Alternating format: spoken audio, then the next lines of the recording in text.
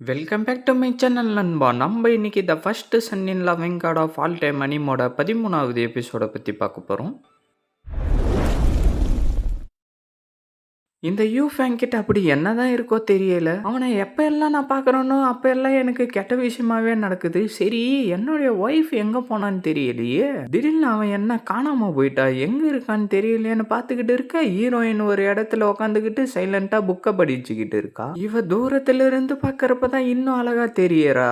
எப்படியோ அவ இருக்கிற இடத்த தான் நான் பார்த்துட்டேனே. அவகிட்ட போயிட்டு பேசுவேன்னு சொல்லிட்டு ஹீரோ வரவும், ஹீரோவை முந்திக்கிட்டு 3 பொண்ணுங்க முன்னாடி வந்துட்டு, நீங்க தானே குயின் ஃபேமிலியை சேர்ந்த கிரேட் மிஸ்ன்னு அவ சொல்லவும், நீ தப்பா சொல்லுறடி, அவங்கள மிஸ்ஸஸ் எக்ஷுன்னு சொல்லணும்னு ரைட் சைட்ல இருக்கிறவ சொல்ல 3 பேரும் சேர்ந்துக்கிட்டு சிரிக்கிறாளுங்க. நீ சொல்றதும் சரிதான், இவன் அந்த குப்பை எக்ஷூஸாவை தான் நான் கல்யாணம் பண்ணியிருக்கான்னு சொல்லிட்டு திருப்பி 3 பேரும் சிரிக்க ஆரம்பிச்சிடறாளுங்க. ஹீரோயின் என்ன பண்றதுன்னு தெரியாம பாத்துக்கிட்டு இருக்க. நான் என்ன கேள்விப்பட்டேன்னா மிஸ்ஸஸ் எக்ஷு ரொம்ப டேலண்டானவங்களாமே, அவங்களால என்லைட்மெண்ட் அடைய முடியும்னு எல்லாரும் நம்பிக்கிட்டு இருக்காங்க. சரி, நீங்க ஏன் இந்த போயமை இந்த நைட்டுல உக்காந்துக்கிட்டு படிச்சுக்கிட்டு இருக்கீங்க?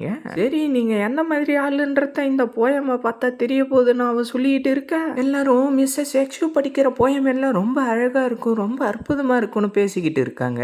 அது எல்லாம் எப்படி இருக்குன்றத நம்ம இதுக்கு முன்னாடி பார்த்தது இல்லை. ஆனா இன்னைக்கு நம்மளுக்கு ஒரு வாய்ப்பு கிடைச்சிருக்கு. அவங்களுடைய போயட்ரி ஸ்கில் எல்லாம் எப்படி இருக்குன்னு பார்க்கலான்னு ரைட் சைட்ல இருக்கவ சொல்லிக்கிட்டு இருக்கா. அதுல இருக்கிற சில போயமுக்கு முடிவுன்றதே இருக்காது. நான் படிக்கிறது ஒன்றும் அவ்வளோலாம் நல்லா இருக்காதுன்னு ஹீரோயின் சொல்ல, ஓ இது அந்த அளவுக்கு எல்லாம் நல்லா இருக்காதா, அது மட்டும் இல்லாம சூட் ஆகாதா, அப்படின்னா உங்களால ஒரு போயம கூட ஒழுங்கா எழுத முடியாதான்னு சொல்லிட்டு அவ சிரிச்சுக்கிட்டு இருக்க.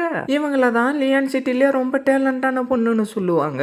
ஆனா அப்படி சொல்றதெல்லாம் தப்பு போல தெரியுதுன்னு ரைட் சைட்ல இருக்கவ சொல்ல, ஆமாண்டி நீ சொல்றது உண்மைதான், இவங்க கிட்ட உண்மையிலே அந்த அளவுக்கு திறமை இருந்தா ஏன் அந்த குப்பை எக்ஷூஸாவை போய் கல்யாணம் பண்ண போறா அப்படின்னு சொல்லிட்டு 2 பேரும் சிரிக்க, இவ என்லைட்மெண்ட் அடைய போறாளா என்னெல்லாம் கேட்டனா, இவ அவளுடைய ஹஸ்பண்டை விட ரொம்ப முட்டாளுன்னு சொல்லிட்டு 2 பேரும் சிரிச்சுக்கிட்டு இருக்காளுங்க. ஹீரோயின் ஃபீல் பண்ணிக்கிட்டு அந்த இடத்துல இருந்து கிளம்ப ட்ரை பண்ண, இல்ல நீ தப்பா சொல்றடி, இவ ரொம்ப பாவம். அவங்களுடைய வெட்டிங் டே அன்னைக்கு அவனுடைய ஹஸ்பண்ட் வேற ஒரு பொண்ணை கூட்டுக்கிட்டு ரூமுக்குள்ளார போயிட்டு என்னெல்லாம் பண்ணிக்கிட்டு இருந்தானோ அது எல்லாம் யாருக்கு தெரியுமோன்னு சொல்ல, ஹீரோயின் சோகமா நின்னுகிட்டு இருக்கா. என்னடி எல்லாரும் ஓவரா பேசிக்கிட்டு இருக்கீங்க, வாய முடுங்கடின்னு அவன் சொல்லவும், யாரு இதுன்னு ஹீரோயின் திரும்பி பார்க்க, ஹீரோயின் கிட்ட வந்து நின்னுகிட்டு, கிங்மோ நீ நல்லா தானே இருக்க, நீ இங்க இரு, அவளுங்களுக்கு நான் சரியான பாடத்தை கத்து கொடுக்குறேன்னு கிங்ஸி சொல்லவும், கிங்ஸி நில்லு, அதெல்லாம் மறந்துரு, அவங்க என்ன பேசணும்னு நினைக்கிறாங்களோ பேசட்டும், விடு, அவங்கள எதுவும் பண்ணாத, நான் நல்லா தான் இருக்கேன்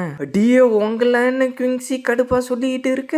ஹீரோ அங்க நடக்கிற விஷயத்த எல்லாத்தையும் கேட்டுட்டு, கிங்மோ என்னாலதான் இந்த மாதிரி அவங்க கிட்ட அசிங்கப்பட்டுக்கிட்டு இருக்கா, ஆனா கிங்மோ நீ ஒன்னும் கவலைப்படாத, நான் உனக்கு ஹெல்ப் பண்றேன் அப்படின்னு நம்ம ஹீரோ சொல்லிக்கிட்டே டக்குன்னு ஒரு பேப்பரை எடுத்து, என்னுடைய திறமைய காட்ட வேண்டிய நேரம் வந்துருச்சுன்னு சொல்லிட்டு டக்கு டக்குன்னு என்னவோ எழுதிக்கிட்டே இருக்க. நான் சூஷியோடைய ஒரு போயமை எழுதி கிங்மு கிட்ட கொடுத்தா போதும், அதுக்கப்புறம் யாராலையும் இந்த போயமை யார் எழுதுனதுன்றத கண்டுபிடிக்க முடியாது, இது கண்டிப்பா கிங்முக்கு ஹெல்ப்ஃபுல்லா இருக்கும்னு சொல்லிட்டு ஹீரோ எழுதிக்கிட்டே இருக்க. பிரதர் எக்ஷு நீ சொன்ன மாதிரி நான் வெற்றி அடைஞ்சிட்டேன், உண்மையிலே நீ சொன்ன ட்ரிக் வேலை செஞ்சிருச்சு, ஒரு பொண்ணு என்ன தொட்டுட்டா, நான் எவ்வளவு பெரிய விஷயத்த சொல்லிக்கிட்டு இருக்கேன், நீ என்னடா என்ன கண்டுக்காம அப்படி என்னதான் எழுதிக்கிட்டு இருக்கேன்னு வெள்ளை ட்ரெஸ்காரன் சொல்ல, நான் ஒரு வழியா எப்படியா எழுதி முடிச்சிட்டேன், இப்ப இதை என்னுடைய அழகான மனைவிக்கு அனுப்பினா போதும், இதை படிச்சதுக்கு அப்புறம் அவங்களுடைய மூஞ்சில செருப்பால் அடிச்ச மாதிரி இருக்கட்டும்னு சொல்லிட்டு சீக்கிரமா போய் சேரு என்னுடைய ஒய்ஃபு கிட்டன்னு சொல்லிட்டு அந்த பேப்பரை ராக்கெட் மாதிரி செஞ்சு அனுப்பவும், பிரதர் எக்ஷு இது என்ன மாதிரியான ஸ்கில், இது எப்படி நீங்க பண்றீங்க, எப்படி அந்த ஷீட்டை நீங்க பரவ வைக்கிறீங்க, என்னால இதை பண்ணவே முடியாது, உங்களுடைய இன்டர்னல் பவரையும் இதில் யூஸ் பண்ணவே இல்லை, ஆனா அது எப்படி கரெக்டா போய் சேருதுன்னு வெள்ளை ட்ரெஸ்காரன் கேட்டுக்கிட்டு இருக்க. அவ அதை பார்த்துட்டு, இந்த டேபிள்ல என்னவோ பேப்பர் இருக்கு, இதை நீ தான் எழுதுனியான்னு ஹீரோயின் கிட்ட கேட்க, இது முன்னாடி அந்த டேபிள் எதனா எக்ஸ்ட்ரா ஷீட் இருந்துச்சா, அதை நானே சரியா கவனிக்கலன்னு ஹீரோயின் அவ்வளவு உள்ளாரே சொல்லிட்டு இருக்க, இதுல நீ அப்படி என்னதான் எழுதி இருக்குன்றத நான் பார்க்க விரும்புறேன்னு சொல்லிட்டு அவ படிக்க ஆரம்பிச்ச உடனே அவளுடைய மூஞ்சியோடைய ரியாக்ஷனே மாறிடுது.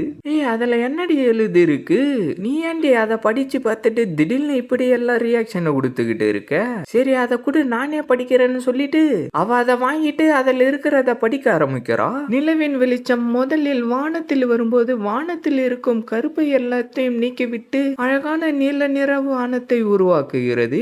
அதை பார்க்க அழகான எவன்லி பேலஸ் போல உள்ளது.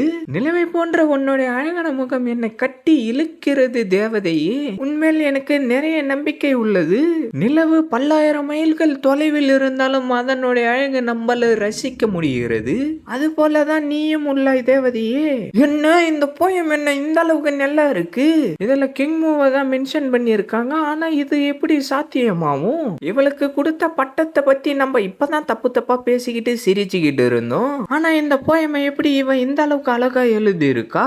இது எப்படி சாத்தியமாவும்னு 3 பேரும் சொல்லிக்கிட்டு இருக்காங்க. கிங் மூ அதான் உன்னுடைய போயம் தான் இந்த அளவுக்கு சூப்பரா இருக்கே. அவளுங்களே பார்த்து ஆச்சரியத்துல இருக்காளுங்க. இதுக்கப்புறம் அந்த ஸ்காலருங்க உன்னை எதுவும் பண்ண மாட்டாளுங்கன்னு கிங்ஸி சொல்லிக்கிட்டு இருக்க. உண்மையிலே இந்த போயமை நான் எழுதவே இல்லை. ஆனா இந்த போயம் என்னுடைய மனசை தொட்டுருச்சு. இதுல இருக்கிற ஒரு லைனும் என்னுடைய மனசுக்குள்ளார பதிஞ்சிருச்சு அப்படின்னு சொல்லிட்டு இருக்கிறப்பவே ஹீரோயினை சுத்தி பவர் வரவும் அவளுங்க 3 பேரும் பார்த்து ஆச்சரியமாயிடுறாளுங்க. உண்மையிலே இந்த போயமை யாரு எழுதுனாங்கன்னு தெரியலையே. ஆனா இந்த போயம் என்னுடைய மனசை தொட்டுருச்சு. அதுல இருக்கிற ஒரு வார்த்தையும் ஒரு லைனும் என்னுடைய மனசுக்குள்ளார ஆயமா பதிஞ்சிருச்சு. இது நேச்சுரல் என்லைட்மெண்ட் அடையறதுக்கு எனக்கு ரொம்பவே ஹெல்ப் பண்ணி இருக்கு அப்படின்னு கிங்மு அவளுக்குள்ளாரே சொல்லிட்டு இருக்க. அங்க பாருங்க கிங்மு என்லைட்மெண்ட் அடைஞ்சிட்டா. லியான் சிட்டிலே முதல் முறையா 100 வருஷத்துல தாவோயிசத்தை எல்லாத்தையும் புரிஞ்சுக்கிட்டு அவன் என்லைட்மெண்ட் அடைஞ்சிட்டான்னு எவனோ ஒருத்தன் சொல்லிட்டு இருக்கான். ஒரு போயம் கிங்மு என்லைட்மெண்ட் அடையறதுக்கு ஹெல்ப் பண்ணி இருக்கா. பிரதர் யக்ஷு மார்ஷல் ஆர்ட்ஸ் மட்டும் இல்லாம போயம் எழுதுறதுலயும் ரொம்ப திறமை வாய்ந்தவர் தான் போல இருக்கு. இவர்கிட்ட என்னென்ன திறமை இருக்குன்றத என்னால சரியா புரிஞ்சிக்கவே முடியலன்னு வெள்ளை ட்ரெஸ்காரன் அவனுக்குள்ளாரே சொல்லிட்டு இருக்க. கிங்மு என்லைட்மெண்ட் அடைஞ்சதை அவன் பார்த்துட்டு இது நல்லதுக்கு இல்ல. கிங்மு உண்மையிலே என்லைட்மெண்ட் அடைஞ்சிட்டா. இத சீக்கிரமா நான் யக்ஷு கிங் பாய் கிட்ட சொல்லியே ஆகணும். கிங் மூவை இந்த இடத்துல இருந்து உயிரோட போகவே விடக்கூடாதுன்னு அவன் சொல்லிட்டு இருக்க. ஹீரோயினோட என்லைட்மெண்ட் சக்தி எல்லாம் வந்துகிட்டே இருக்க.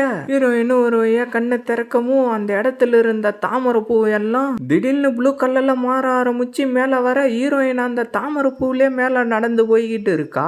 என்னடி இவ பண்றா? இப்படி இவ இந்த தாமரையிலே பறந்து போய்கிட்டு இருக்கா.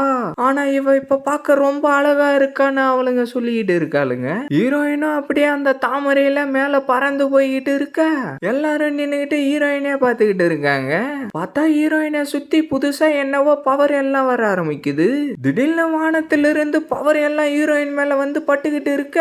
என்னது எவன் அண்ட் எத்தோடைய விஷனா? கிங்மு என்லைட்மெண்ட் மட்டும் அடையல, அவ எவன் அண்ட் எத்த விஷன் அவ தூண்டி விட்டு இருக்கா. யக்ஷுசாவும் கிங்முவும் உண்மையிலே ரொம்ப டிஃப்ரெண்டான ஆளுங்களா இருக்காங்கன்னு வெள்ளை ட்ரெஸ்காரன் அவனுக்குள்ளாரே சொல்லிட்டு இருக்க. அந்த பவர் அந்த இடத்துல இருந்து மறைவும் ஹீரோயின் டக்குன்னு கீழே வந்து இறங்கி நிக்க அவளுடைய உடம்புல இருந்து பவர் எல்லாம் வெளியில வந்துகிட்டே இருக்கு. கிங்மு நான் ரொம்ப சந்தோஷமா இருக்கேன். கடைசியா நீ ஒரு என்லைட்மெண்ட் அடைஞ்சிட்ட. அந்த போயம் உண்மையிலே ரொம்ப அற்புதமா இருந்துச்சுன்னு அவன் சொல்லிட்டு இருக்க. அந்த போயம் யாரு எழுதுனது? ஏன் அதுல என்னுடைய பேரை மென்ஷன் பண்ணிருக்காங்க? அதை யாரு எழுதுனது? அது வானத்திலிருந்து வந்த எனக்கான கிஃப்டான ஹீரோயின் சொல்லிட்டு இருக்க. டக்குன்னு அந்த இடத்துல 2 அசசின்ஸ் வந்துட்டு சாவுடின்னு சொல்லிட்டு வரவும் ஹீரோயின் நின்னுகிட்டு அவங்களே பாத்துக்கிட்டு இருக்கா. இதோட இந்த எபிசோட் முடியுது ஃப்ரெண்ட்ஸ். மறக்காம வீடியோக்கு லைக் போட்டுட்டு சேனலை சப்ஸ்கிரைப் பண்ணிட்டு பெல் பட்டன் ஆல் கொடுத்துருங்க. அப்பதான் நான் போடுற வீடியோ எல்லாம் டக்குன்னு உங்களுக்கு நோட்டிபிகேஷன்ல வரும். மறக்காம இந்த மாதிரி அனுப்பாகிற ஃப்ரெண்ட்ஸ்க்கும் வீடியோவை ஷேர் பண்றீங்க. நான் உங்களை அடுத்த எபிசோட்ல மீட் பண்றேன். See you guys.